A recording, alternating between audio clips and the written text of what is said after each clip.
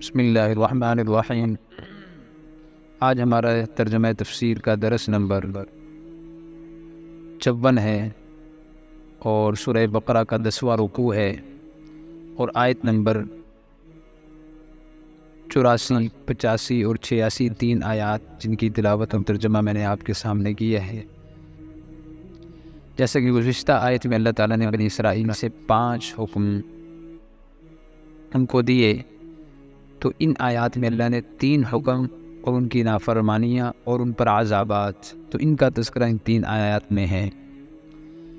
تو ان آیات میں 3 حکم یہ دیے۔ پہلا حکم یہ تھا کہ آپس میں ایک دوسرے کا خون مت بہانا، اور دوسرا آپس میں ایک دوسرے کو گھروں سے مت نکالنا، اور تیسرا اگر تمہارا اپنا کوئی قید ہو کر آ جائے تو اسے قید سے چھڑا لینا۔ تو پہلی بات تو یہ کہ آپس میں کسی کا خون ناحق بہانا یہ کبیرہ گناہوں میں سب سے بڑا اکبر الکبائر گناہ کسی کا ناحق خون بہانا ہے۔ آج تو اللہ امان والحفیظ 10 ٹکوں کے پیچھے اور کسی کے ساتھ تھوڑی سی انبن ہونے پر یوں گولی چلا دی جاتی ہے اور ایک جان کو یوں ضائع کر دیا جاتا ہے کہ جیسے ایک مکھی کو مار دیا، جیسے کوئی چونٹی مار دی، اسی طرح آج ایک انسان کو ختم کیا جا رہا ہے۔ کتنے اس وقت ہمارے معاشرے کے دائیں بائیں واقعات ہیں۔ اور دوسرا حکم یہ تھا کہ ایک دوسرے کو گھروں سے مت نکالنا۔ تو بنی اسرائیل کیا کرتے؟ پہلے 2 کام تو کرتے، قتل بھی کرتے، گھروں سے بھی نکالتے۔ اب یہ حکم اولی 2 کر دیں، تیسرے پہ بڑے اہتمام سے عمل کرتے، یعنی اپنے قیدیوں کو چھڑانے کے لیے پہنچ جاتے ہیں۔ جیسے حضرت عمر رضی اللہ عنہ کے زمانے کا واقعہ ہے، تفسیر ابن کثیر میں تحریر فرمایا گیا کہ جب ایران کے علاقے میں صحابہ اکرام کی جنگیں چل رہی تھی تو ایک یہودی عورت قید ہوئی، تو عبداللہ بن سلام رضی اللہ عنہ جو یہودیوں کے عالم تھے انہوں نے اس عورت کو لے لیا اور پھر وہاں سے دارالسلام عراق میں کوفہ تشریف لائے۔ تو وہاں ایک یہودیوں کا بہت بڑا سربراہ تھا رأس الجالوت، تو اس کو کہا کہ یہ لونڈی لے لو۔ تو حضرت عبداللہ بن سلام رضی اللہ عنہ نے یہ لونڈی 900 درہم میں خریدی تھی، وہاں سے یہودی تھی، اور یہاں آگے اسے کہا کہ میں نے 900 میں خریدی ہے لیکن تمہیں میں 4000 میں دوں گا۔ اس نے کہا کہ یہ تو کوئی حساب نہیں بنتا۔ پھر عبداللہ بن سلام رضی اللہ عنہ نے یہ آیت اس کے کان میں پڑی کہ کیا تورات میں تمہیں حکم نہیں دیا گیا کہ تم اپنے قیدیوں کو چھڑاؤ؟ تو اس پہ وہ شرمندہ ہوا، اور پھر عبداللہ بن سلام رضی اللہ عنہ نے 2000 روپے اس کو دے دی اور 2000 واپس کر دیے۔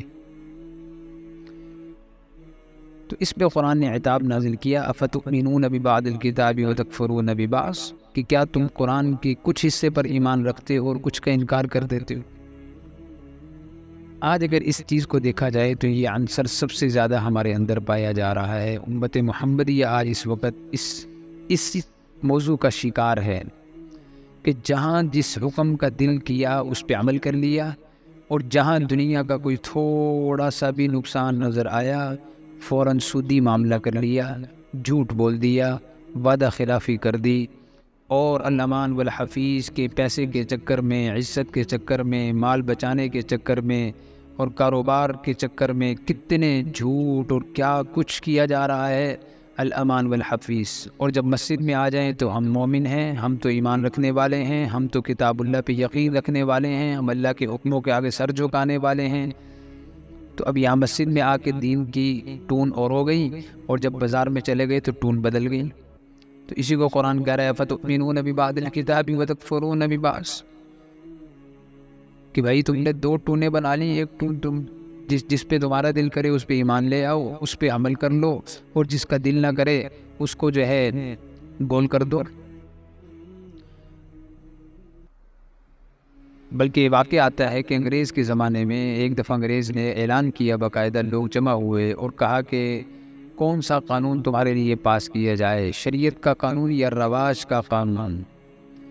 تو لوگوں نے یکو زمان ہو کر کہا کہ ہمیں رواج کا قانون ہمیں چاہیے، ہمیں شریعت کا قانون نہیں چاہیے بھائی. اللہ کی مددیں شریعت کے ساتھ ہیں، اللہ کی رحمتیں شریعت کے ساتھ ہیں، اللہ کی مدد کے وعدے شریعت کے ساتھ ہیں.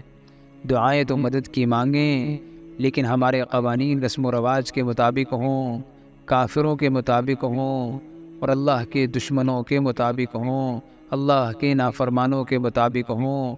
تو یہ کیسے ہو سکتا ہے کہ ایک طرف ہم اپنے احکامات میں تو ہم اللہ کے دشمنوں کی مانیں اور پھر حالات میں ہم اللہ سے مانگیں؟ تو یہ دوغلا پن کیسے برقرار رہ سکتا ہے؟ تو اللہ کی مدد نہیں اتر سکتی جب تک ادخلوا فی السلم کافہ، پورے کے پورے اسلام میں داخل نہیں ہو جائیں گے، پورے کے پورے عمل کے اعتبار سے اسلام میں داخل نہیں ہو جائیں گے، پورے کے پورے اپنے نظریات، اپنے افکار، اپنے گفتار، اپنے کردار میں ہم ایمانیات اپنے اسلام کے مطابق نہیں ہو جائیں گے، اس وقت تک اللہ کی طرف سے جو ہے مدد نہیں آ سکتی. آگے فرمایا کہ یہ کام کرنے والے لوگوں کے لیے کیا ہے؟ اولئک الذین اشتروا الحیات الدنیا بالآخرہ، یہی وہ لوگ ہیں جنہوں نے دنیا کو آخرت کے بدلے میں خرید لیا. تو ان کی سزا کیا بتائی؟ فما جزاء من یفعل ذلک منکم الا خزی فی الحیات الدنیا. تو بتاؤ ایسے شخص کی اس کے سوا کیا سزا ہو سکتی ہے کہ دنیا میں بھی رسوا ہو اور آخرت میں بھی اسے دردناک عذاب دیا جائے؟ تو آج کیا ہم دنیا میں رسوا نہیں؟ آج دنیا میں ہم ذلیل نہیں؟ آج دنیا میں ہمارے لیے کس طرح کی مشکلات عالمی سطح پر، قومی سطح پر، ملکی سطح پر کیا کچھ نہیں ہے.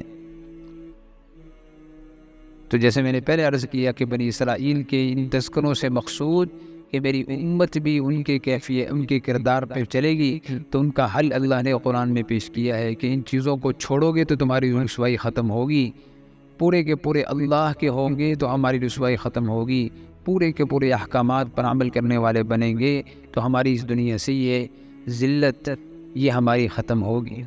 تو اللہ تعالیٰ ہمیں تمام احکامات خداوندی، کیا مسجد سے متعلق ہوں، کیا بازار سے متعلق ہوں، کیا کسی بھی چیز سے متعلق ہوں، ان پر اللہ ہمیں عمل کی توفیق عطا فرمائے.